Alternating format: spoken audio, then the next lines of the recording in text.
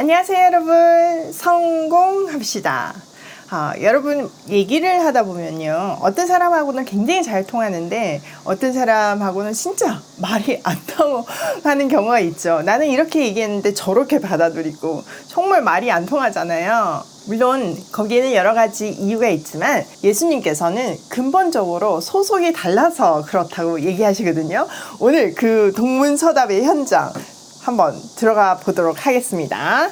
자, 38절부터 한번 보면요. 나는 내 아버지에게서 본 것을 말하고 너희는 너희 아비에게서 들은 것을 행하느니라. 대답하여 이르되 우리 아버지는 아브라함이라 하니 예수께서 이르시되 너희가 아브라함의 자손이면 아브라함이 행한 일들을 할 것이거늘 지금 하나님께 들은 진리를 너희에게 말한 사람이 나를 죽이려 하는도다. 아브라함은 이렇게 하지 아니하였느니라. 예수님께서는요, 나는 나의 아버지에게서 본 것을 말하고 너희는 너희 아버지에게서 들은 것을 행한다고 말해요. 그들은요, 우리 조상은 아브라함입니다, 이렇게 얘기했어요. 여기 예수님은요, 아브라함은 하나님의 사자를 죽이려 하지 않았다 라고 말씀하세요. 자, 41절 너희는 너희 아비가 행한 일들을 하는도다. 대답하되 우리가 음란한 데서 나지 아니하였고 아버지는 한 분뿐이시니 곧 하나님이시로다. 그들은요, 다시 우리의 아버지는 하나님뿐이다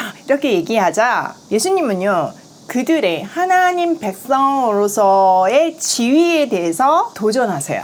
또 그들은 우리는 음행으로 태어나지 않았다 라고 얘기하는데요, 구약에서는 우상숭배를 주로 간음이나 음행으로 표현하잖아요. 그러니까 그들이 주장하는 것은 하나님을 섬기는 바른 길에서 벗어나지 않았다고 말하는 거예요. 그들의 아버지가 하나님임을 강조하면서 신의 산 언약, 하나님이 그들의 아버지가 되시고 그들은 하나님의 자녀임을 주장하고 있어요. 자, 42절 예수께서 이르시되 하나님이 너희 아버지였으면 너희가 나를 사랑하였으리니 이는 내가 하나님께로부터 나와서 왔음이라. 나는 스스로 온 것이 아니요 아버지께서 나를 보내신 것이니라. 어찌하여 내 말을 깨달지 못하느냐. 이는 내 말을 들을 줄 알지 못함이로다. 예수님은요, 하나님께서 그들의 아버지라면 나를 사랑했을 거라고 말해요. 왜냐하면은 예수님은 하나님이 보내셨으니까요. 그런데 그들은 예수님의 말을 깨달지 못하는데 그 이유가 그들의 마음이 완악해서 예수님의 말을 들을 수 없기 때문이에요. 자, 40 너희는 너희 아비 마귀에게서 났으니 너희 아비의 욕심대로 너희도 행하고자 하느니라. 그는 처음부터 살인한 자요 진리가 그 속에 없으므로 진리에 서지 못하고 거짓을 말할 때마다 제 것으로 말하나니 이는 그가 거짓말쟁이요 거짓의 아비가 되었음이라. 마귀가 예수님의 실제적인 대적이라는 것이 여기서 본격적으로 드러나요. 예수님의 때가 오면서 이 충돌은 점점 극으로 달할 수밖에 없죠. 유대인들은요, 안타깝게도 마귀의 도구가 되어서 예수님을 죽음으로 몰아가잖아요. 가룟 유다가 결정타로 쓰임 받잖아요. 원래는 명절 뒤로 미뤄진 예수님에 대한 음모가 그 전에 급속도로 진전되잖아요. 그 시작이 유다잖아요.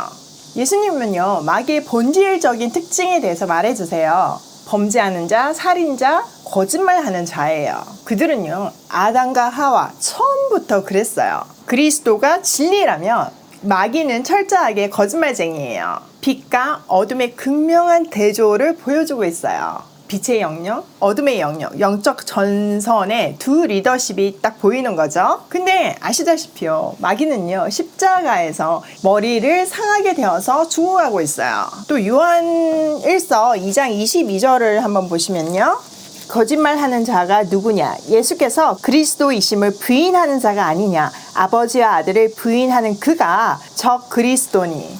적 그리스도는요, 하나님과 그 아들을 부인하는 자예요. 거짓을 강조함으로써 진리와 거짓의 강한 대조를 하며 예수님의 증언이 참되고 예수님의 말도 참되고 예수님의 판단도 참되고 그를 보내신 분도 참되다는 것을 말하고 있어요. 자, 45절 내가 진리를 말하므로 너희가 나를 믿지 아니하는도다. 너희 중에 누가 나를 죄로 책 잡겠느냐? 내가 진리를 말하는데도 어찌하여 나를 믿지 아니하느냐? 하나님께 속한 자는 하나님의 말씀을 듣나니 너희가 듣지 아니함은 하나님께 속하지 아니하였음이로다. 예수님은요 진리를 말했기 때문에 그들이 믿지 않았어요. 요한복음 3장 20절에 보면요, 어둠의 자식은 빛을 싫어한다고 했잖아요. 여기서는 거짓의 자식들은 진리를 싫어한다고 하세요. 자, 48절. 유대인이 대답하여 이르되 우리가 너를 사마리아 사람이라 또는 귀신 들렸다 하는 말이 옳지 아니하냐. 예수께서 대답하시되 나는 귀신 들린 것이 아니라 오직 내 아버지를 공경함이거늘 너희가 나를 무시하는도다. 예수님은요 유대인들은요 마귀에 속한 자들이라고 말했고, 이제 그들은요 예수님을 귀신 들렸다고 말해요. 그런데 예수님은 자신의 아버지를 공경하기 때문에 귀신과 무관하다고 하세요. 공간복음에 보면 그들은 예수님이 귀신과 한패라고 또 몰아세우잖아요. 그때 예수님이 뭐라고 하시냐면은, 한패면 내가 어떻게 지금 귀신을 쫓아내겠냐, 있을 수 없는 일이다, 이렇게 얘기했죠. 기억나시나요? 자, 그 다음 50절. 나는 내 영광을 구하지 아니하나 구하고 판단하는 이가 계시니라. 진실로 진실로 너희에게 이르노니 사람이 내 말을 지키면 영원히 죽음을 보지 아니하리라.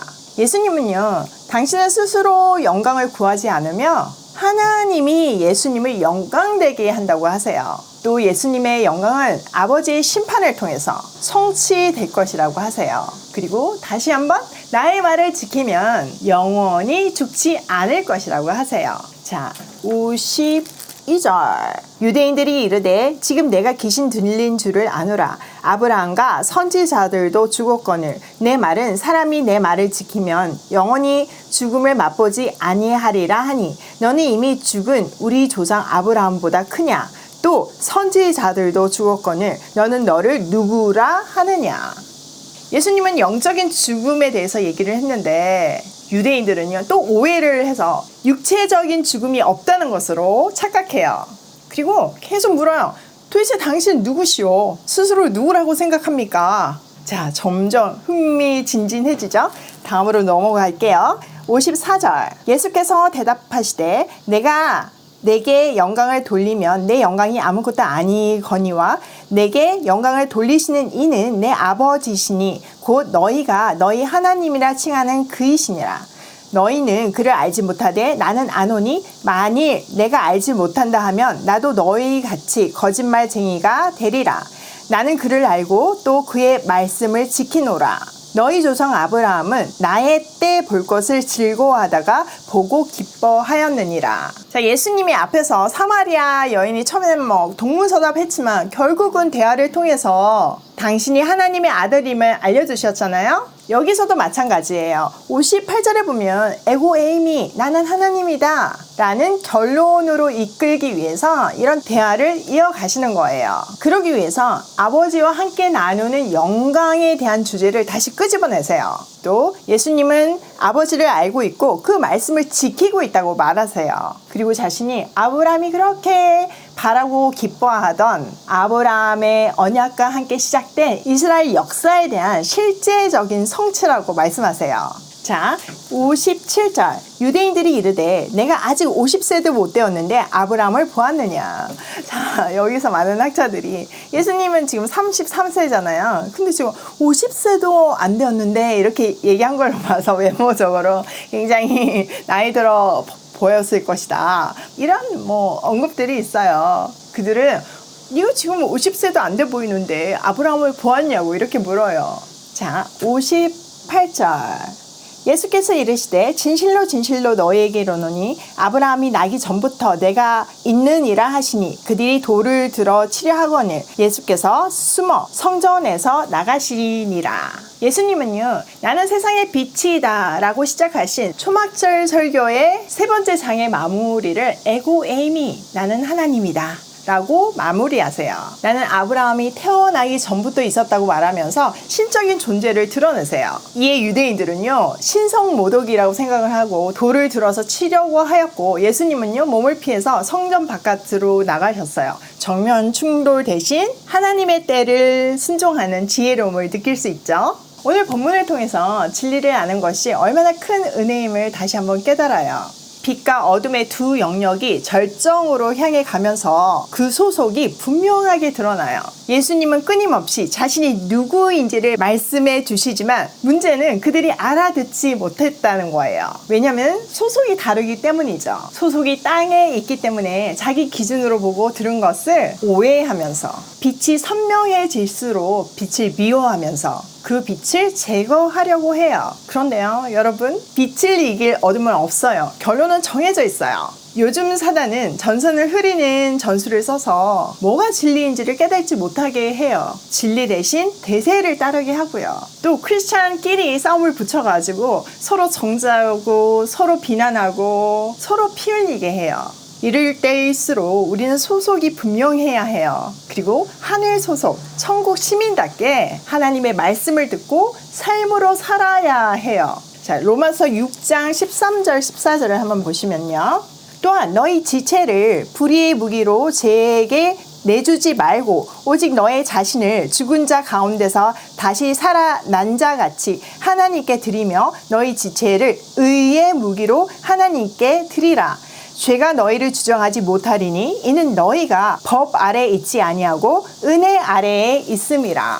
우리는요, 사단에게 이용되는 불의의 무기가 아닌 세상을 살리는 의의 무기로 살아야 해요. 소속을 분명히 해야 하나님께서 우리를 의의 무기로 사용하시는 거예요. 우리를 통해 세상을 살리시는 거예요. 우리는 너무나 연약하고 힘이 없지만 죄가 우리를 다스릴 수 없는 것은 우리가 천국 소속이기 때문에 율법 아래에 있지 않고 은혜 아래에 있기 때문이에요. 다시 생각해봐도 너무나 큰 감동이지 않나요? 오늘도 소속을 분명히 하며 세상을 살리는 의의 무기로 고고싱해요.